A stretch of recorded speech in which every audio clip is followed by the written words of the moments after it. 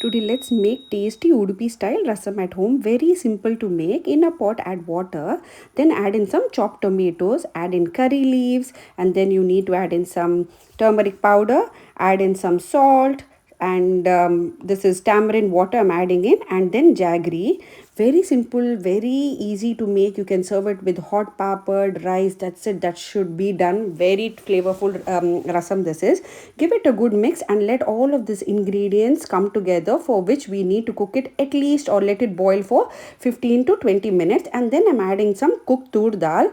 Don't add too much of dal because this is a rasam. Rasam means it comes in a thin consistency. This is the exact recipe of the one which you have it in the temple, you know, the one which you have it with the hot rice on the banana leaf, flavorful.